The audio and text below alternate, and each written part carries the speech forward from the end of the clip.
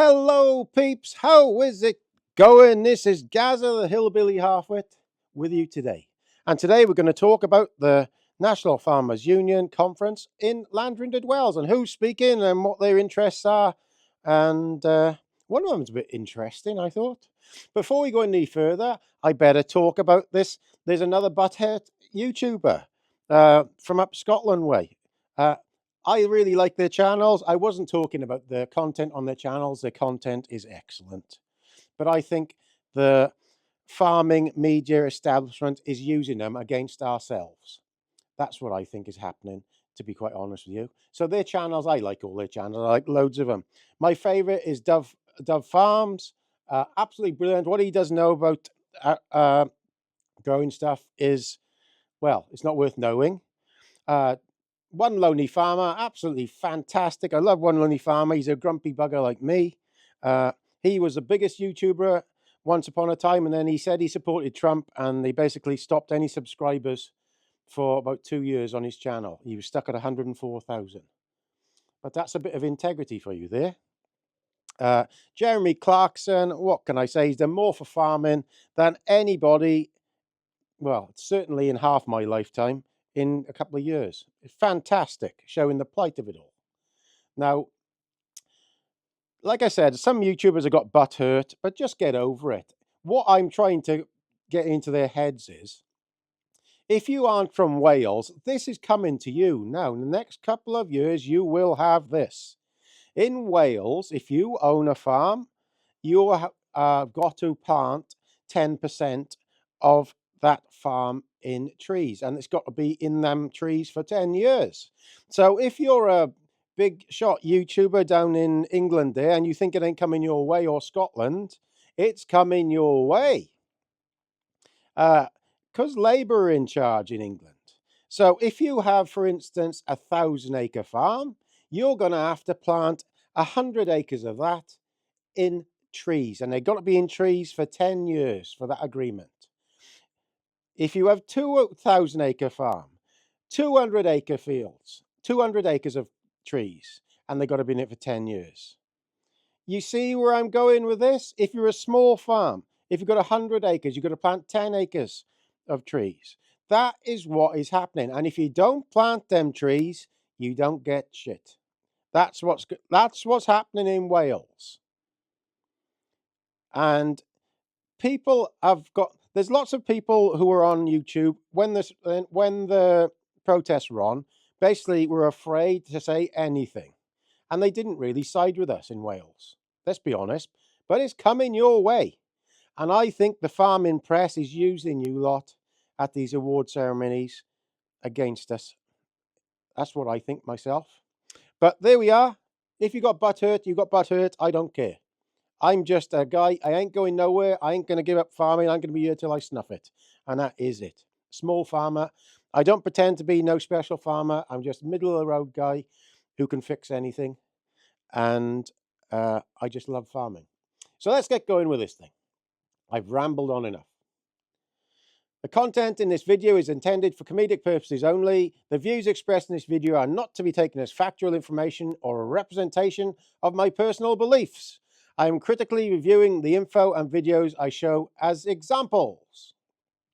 Right, this is about the NFU Cymru conference to take place in Llandrindod, Wales. NFU conference, who is talking? Is it farmers? I'm sure there'll be loads of good farmers there talking, giving loads of good speeches, sticking up for the industry, which is at a real tipping point in Wales. You have to remember, all these people saying that farming is no good now actually decided the policies that we're in at the moment. So they decided in the year 2000, they decided it was okay, but now they're deciding it's no good. Same before the year 2000 when they did it with the amount of headage. They decided that policy. Everything that's been decided is decided by the Welsh government and all the EU subsidy people. So farmers were just following their policy. So this is an annual event titled Securing the Future of Welsh Food. It'll take place at a Metropole Hotel. The focus on the conference will be the need to secure sustainable food systems. The event is known for its high standard of speakers, and this year is no exception. the conference will kick off with an opening speech from NFU Cymru President Aled Jones. I am sure the Aled will do a good speech because he's a farmer and they'll be sticking up for the industry. This will be followed by a keynote address and question and answer session with Deputy First Minister and Cabinet Secretary for Climate Change and Rural Affairs, Hugh Iranka-Davies. If you don't know, I have to say clermit or they'll put a warning under the video. So I had a look at Hugh Iranka-Davies there, and I say this to everybody, I am a pretty fair person. I think this guy has done a decent job. Since he's come into power after Leslie Griffiths, he's been better, a lot better. And I just hope he looks at what is happening to smaller farms in Wales, because it is hard enough as it is now.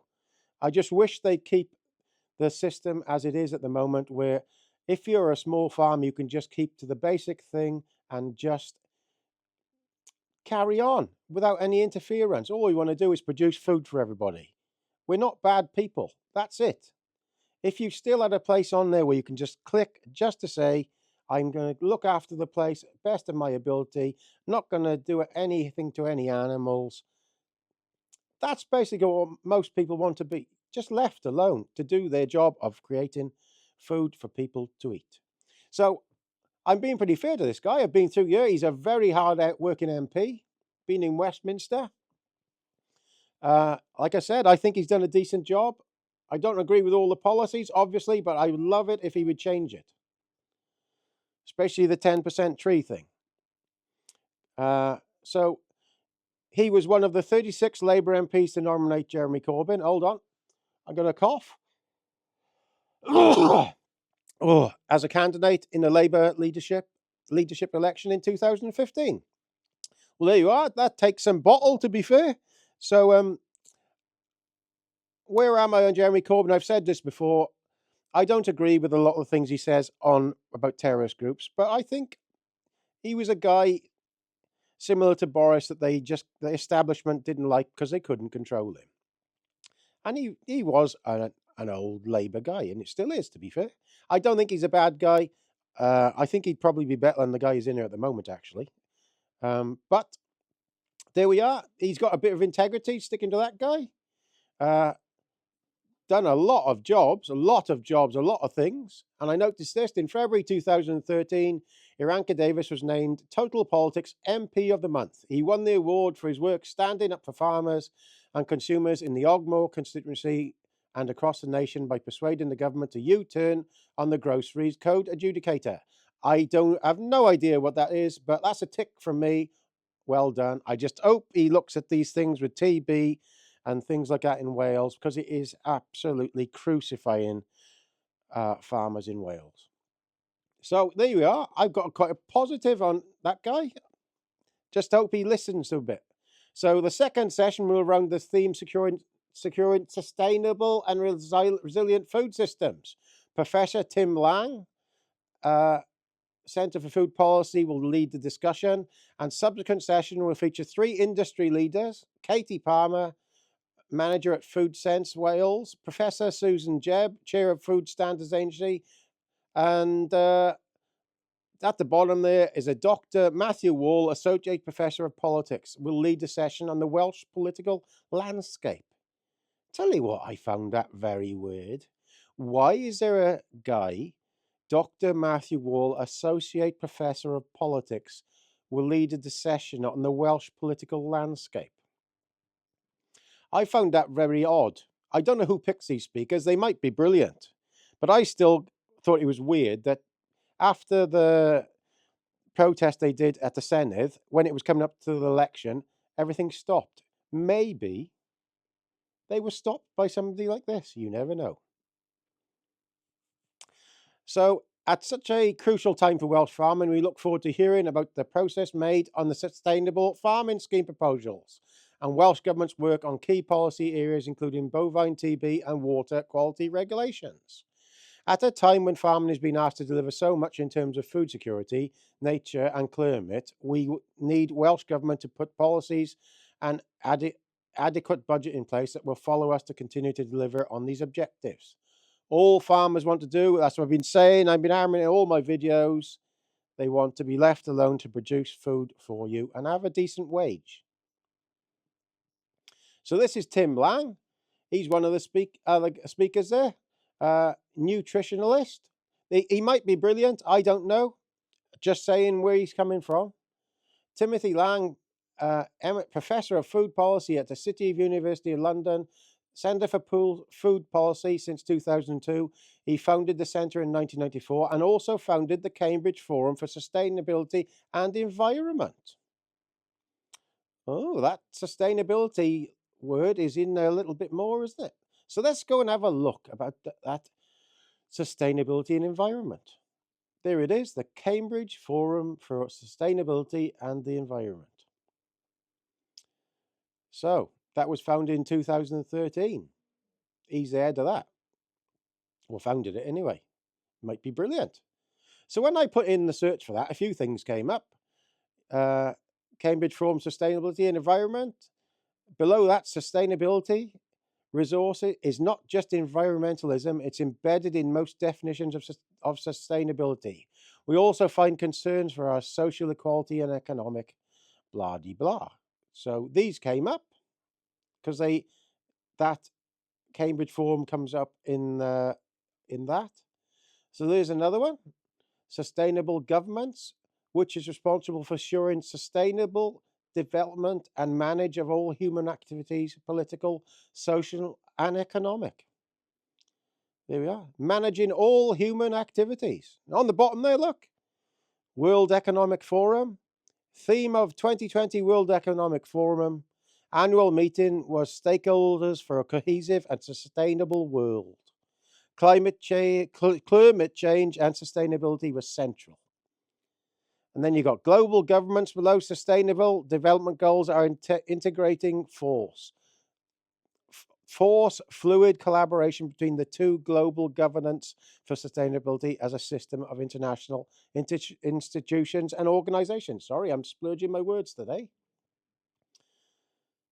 There's another one, Cambridge Forum for Sustainability and the Environment. But it is quite interesting at the bottom there. I don't know if these are attached to it, but I just clicked onto these and had a look. So Sustainable Development Goal 13. The overall progress in each target is the main intergovernmental forum for negotiating the global response to climate change. So let's have a look at that. So I went on Wikipedia and had a look at that. So sustainable development. There we are. That seems to be in a lot of this. So Sustainable Development Goal 13. So there we go. The official mission statement of this goal is to take urgent action to combat climate change and its impacts. It has 5 targets which are to be achieved by 2030. They cover a wide range of issues surrounding climate action. The first 3 targets are outcome targets. The first target is to strengthen resilience and adaptive capacity towards climate-related disasters. The second target is to integrate climate change measures into policies and planning. The third target is to build knowledge and capacity. The remaining 2 targets are means of implementation targets. These include implementing the UN Framework Convention on Climate Change and to promote mechanisms to raise capacity for effective climate change related planning and management. Along with each target, there are indicators that provide a method to interview the overall progress of each target. The main intergovernment forum for negotiating the global response to climate change. Under the 2015 Paris Agreement, nations collectively agreed to keep warming well under 2 degrees centigrade. However, with pledges made under the agreement, global warming would still reach about 2.7 degrees by the end of the century. So, yeah, yes. Also on that was this one, the World Economic Forum. So, an international non-government organization, think tank, lobbying organization. So we go down to the bit where I've covered in red. I think this is a bit sinister. The forum claims that a globalized world is best managed by a self-selected coalition of multinational corporations, governments, and civil society organizations, which it expresses through initiatives like the Great Reset, global redesign. It states that it views periods of global instability, such as the financial crisis, 2007 and 8, and the COVID-19 pandemic, as windows of opportunity to intensify its pro, program, programmatic efforts. That's very sinister, isn't it? So I'm not sure if that was attached to that guy, but that came up then. I just thought it was interesting. So it does seem that that word sustainability is there. So here's Dr. Matthew Wall, professor of politics, I can't say it today, and international relations. Dr. Wall is a specialist in the study of elections and campaigns, with a particular focus on how the internet is affecting contemporary campaign dynamics. So why is he talking in a National Farmers Union conference? That's a bit weird, isn't it? Dr. Wall is a specialist in the study of elections and campaigns with a particular focus on how the internet is affecting contemporary campaign dynamics. He has produced over 20 peer-reviewed publications on these topics across a range of prestigious academic journals. He is currently a co-director of Swansea University Politics and Government Research Group, as well as a director of Wizard Politics and Government Research Network. Areas of expertise: election campaign dynamics, online politics and the role of the internet in contemporary campaigns, vote advice application websites, election forecasting, political party policy analysis, electoral system consequences, and reform dynamics. So why is he talking at a National Farmers Union conference? I find that very strange. It sounds very much like a think tank to me, but I could be wrong. Here we are. My public engagement work centers on voter advice application websites, which provide voters with personal insights into the policy platforms of parties competing in major elections. I've appeared on BBC Wales, BBC Radio Wales, ITV Wales, and several local radio stations, as well as authoring pieces in The Guardian, Daily Mail, Western Mail, and South Wales Evening Post, and the Irish Times in promoting this work. So he is a pollster. So this is what he's doing: American history and politics. He's doing disinformation, ideology, and bias, researching and examining political data. The point of this modern propaganda isn't only to misinform or push an agenda, it is to exhaust your critical thinking to annihilate truth. Gary Kasparov, the chess player, that is. The themes of the module are informal manipulation, disinformation, misinformation, and propaganda.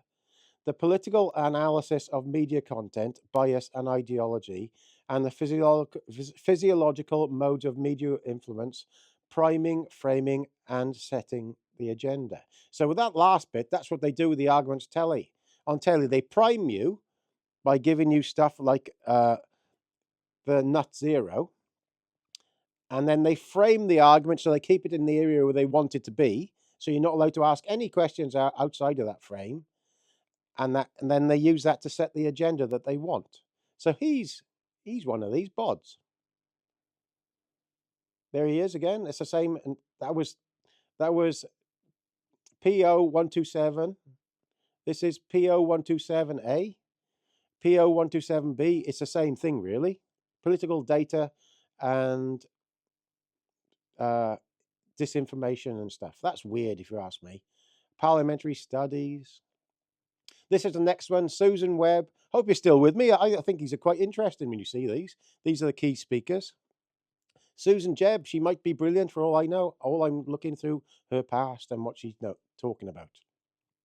Her more recent work has studied how perception of portion size is as normal or smaller than normal can affect the amount of food we eat, and how shoppers can be influenced to choose decreased salt alternatives at the grocery store.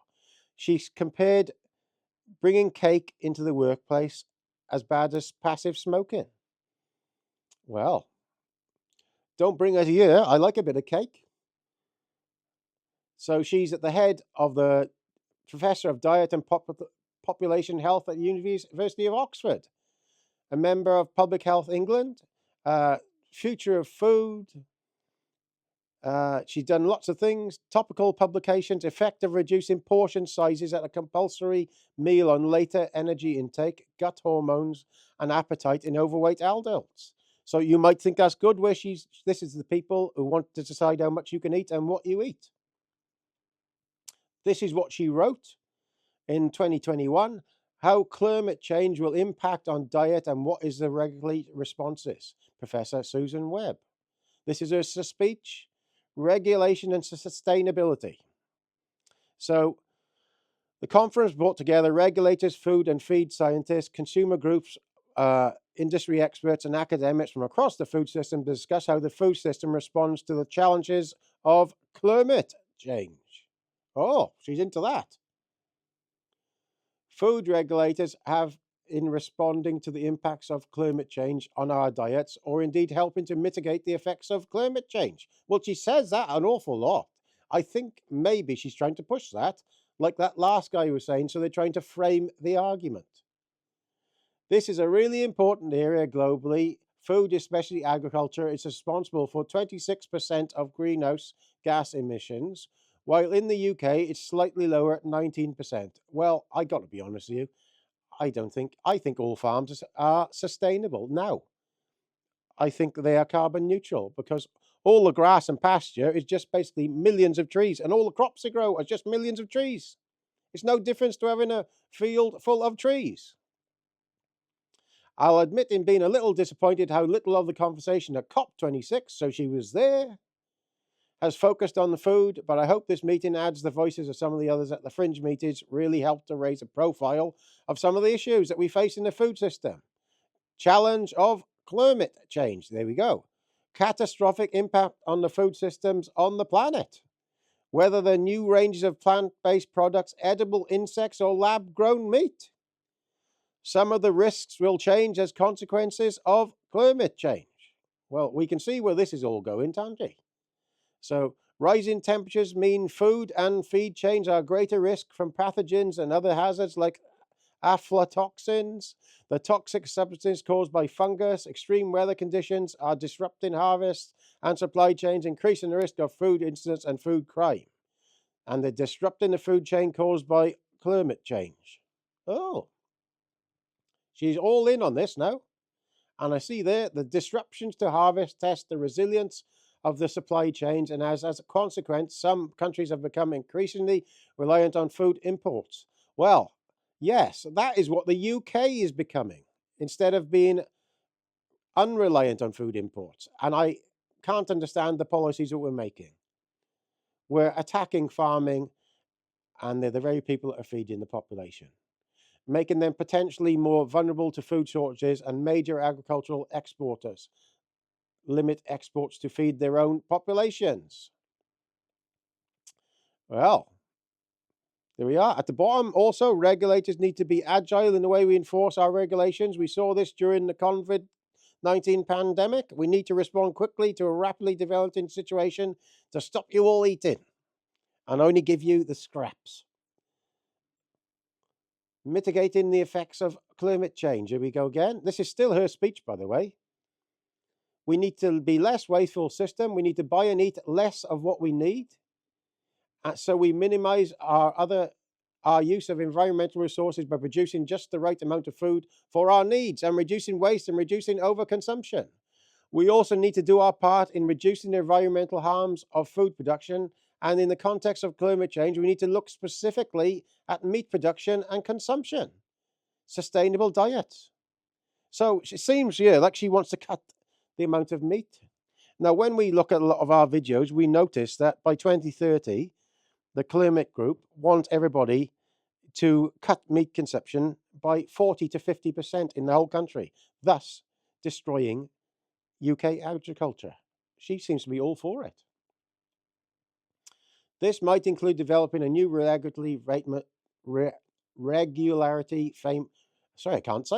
framework or gene-edited foods, or how we could support the development of the market for edible insects or alternative proteins, which could potentially reduce carbon emissions from the food system. Industry is already stepping into this space with a plethora of eco-labeling schemes, from logos to quantitative data reflecting a life cycle analysis of their products. So you're going to have carbon stuff on. There'll be anything you sell now in the next decade. It's coming in Wales. It'll be in England. Anything you sell off your farm will be labelled like it's something toxic when it isn't. But all the insects there in a little heap or in a mulch or in a gloop of something will be fantastic. So here's a conclusion of it. If you're still with me, I know this was the longest one, but the food system itself is contributing significantly to the carbon emissions that threaten our planet. Arguably, that is one of the biggest risks we face. Thinking about food and the context of climate change is going to be a challenge for us all.